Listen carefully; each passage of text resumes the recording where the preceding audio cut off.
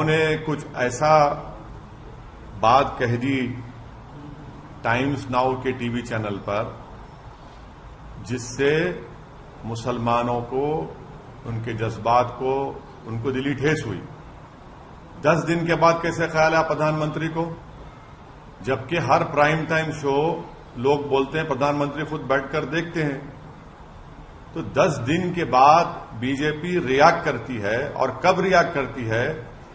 जब देश के वाइस प्रेसिडेंट खतर को पहुंच रहे हैं तो प्लेन में होते हैं तो उनसे कहा जाता है कि आपका जो बैंक्वेट था वो कैंसिल कर दिया गया है।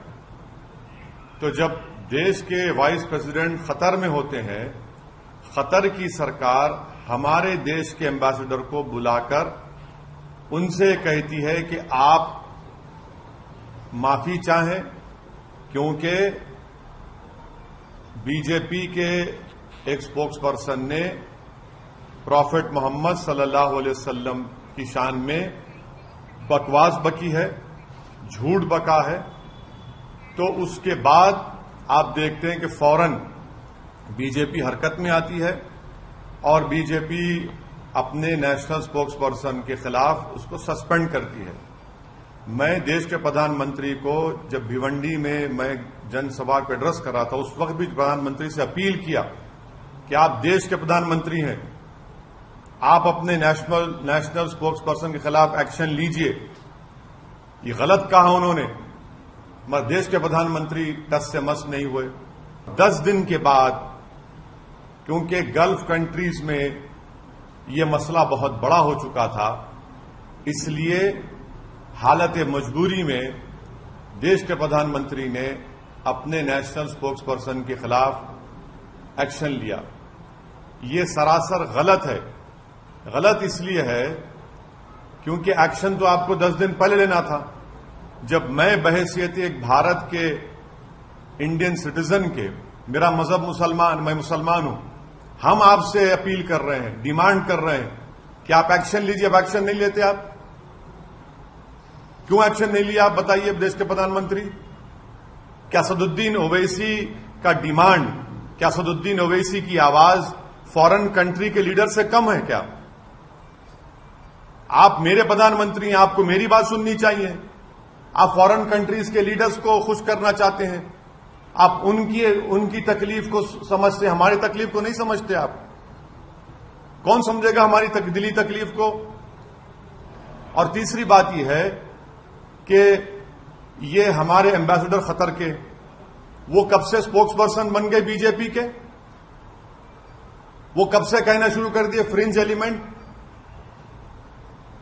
वो क्या, ये भारत की जो हमारे जो एमईए का डिपार्टमेंट है, चाइना की तरह अलग है ना। चाइना में तो जो एम्बेसडर होता है वो सीपीपी पार्टी का मेंबर होता है। ये कब से हो गया कि एम्बेसडर अब बीजेपी का मेंबर हो चुका है क्या? एम्बेसडर होता है, एमईए के मातहत आता है। ऐसा दिख रहा है कि चाइना का सीपीपी का model Narendra Modi foreign ministry में एक्सटर्नल में इंप्लीमेंट कर रहे हैं। फ्रिंज कैसा होगा बताइए? नेशनल स्पोक्स पर्सन है, फ्रिंज कब से हो गया? और पांचवी बात, ये फ्रिंज खुद मेन स्ट्रीम है, फ्रिंज खुद मेन स्ट्रीम है। छठी बात यह है कि हमारे देश के जो नागरिक इन गल्फ कंट्रीज में रहते हैं वो 34,20,000 के करीब रहते हैं। यूएई में खुद 34,20,000, सऊदी अरेबिया में 25 लाख, यूनाइटेड स्टेट्स में 12,80,000, कुवैत में 10,29,000, ओमान में 7 लाख, कतर में 7.5 लाख, नेपाल में 5 लाख, यूनाइटेड किंगडम में 3.5 लाख करीब, सिंगापुर में 3.5 लाख, बहरीन में 3,23,000, और जितने टॉप 10 एनआरआई डेस्टिनेशन है उसमें 6 के 6 ये गल्फ कंट्रीज में है। अगर ये गल्फ कंट्रीज में इंडियंस के खिलाफ हॉस्टिलिटी बढ़ जाएगी तो क्या होगा? अगर ये लोग हॉस्टिलिटी शुरू कर देंगे और हेट वायलेंस वहां पर शुरू हो जाएगा इंडियंस के ऊपर, तो कौन जिम्मेदार है? प्रधानमंत्री जी बताइए। और देश को 55% रेमिटेंस यही कंट्री से आता है जिसका मैंने भी नाम लिया। क्या कर रहे हैं? कौन सी फॉरेन पॉलिसी है प्रधानमंत्री जी आपकी? 56 इंच की सीना की फॉरेन पॉलिसी। आपने देश की फॉरेन पॉलिसी को बर्बाद कर दिया।